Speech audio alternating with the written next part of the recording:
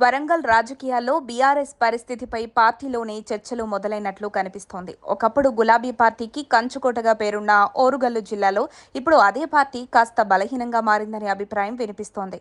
అధికారంలో ఉన్న రోజుల్లోనూ, ప్రతిపక్షంలో ఉన్న సందర్భాల్లోనూ దూకుడుగా వ్యవహరించిన నాయకత్వం ప్రస్తుతం ప్రజాక్షేత్రంలో అంతగా కనిపించడం లేదని పార్టీ వర్గాలంటున్నాయి. అసెంబ్లీ ఎన్నికల్లో ఆశించిన ఫలితాలు రాకపోవడంతో పాటు తర్వాత జరిగిన పంచాయతీ మరియు మున్సిపల్ ఎన్నికల్లోనూ బీఆర్ఎస్కు నిరాశ ఎదురైంది.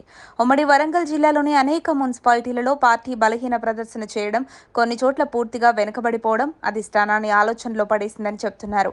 ప్రజల్లో అసంతృప్తి పెరుగుతుండగా స్థానిక నేతల మధ్య వర్గపోరు కూడా పార్టీకి నష్టంగా మారిందనే విమర్శలు వినిపిస్తున్నాయి.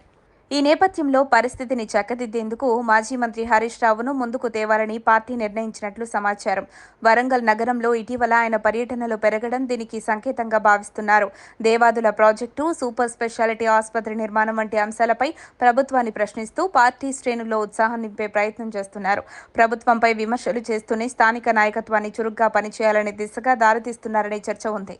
పార్టీ లోపల సమన్వయం లోపించడం, కొందరు నేతలు స్వతంత్రంగా వ్యవహరించడం వల్లే ఎన్నికల్లో నష్టపోయామని సీనియర్ నాయకులు భావిస్తున్నారట.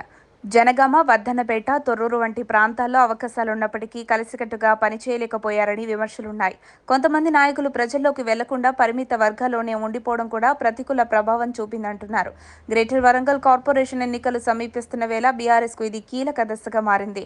హరీష్ రావు ఎంట్రీతో వర్గపోరు తగ్గుతుందా, పార్టీ మళ్లీ పాత ఉత్సాహాన్ని తెచ్చుకుంటుందా, ప్రజల్లో విశ్వాసం పెంపొందించగలుగుతుందా అన్న ప్రశ్నలకు సమాధానం రాబోయే ఎన్నికల ఫలితాల్లోనే తెలుస్తుంది. మొత్తానికి వరంగల్లో బీఆర్ఎస్ను తిరిగి ట్రాక్ పైకి తీసుకురావడం పార్టీకి పెద్ద సవాల్గా మారింది. ఇప్పుడు చూపించే రాజకీయ చాతుర్యం, క్షేత్రస్థాయి చురుకుదనం భవిష్యత్తును నిర్ణయించనుంది. మరిన్ని అప్డేట్స్ కోసం మా కాయ్ టీవీని సబ్స్క్రైబ్ చేసుకోండి. మా వీడియో కనుక మీకు నచ్చినట్లయితే లైక్ చేయండి, షేర్ చేయండి. మీ విలువైన అభిప్రాయాలను కామెంట్ బాక్స్లో తెలియజేయండి.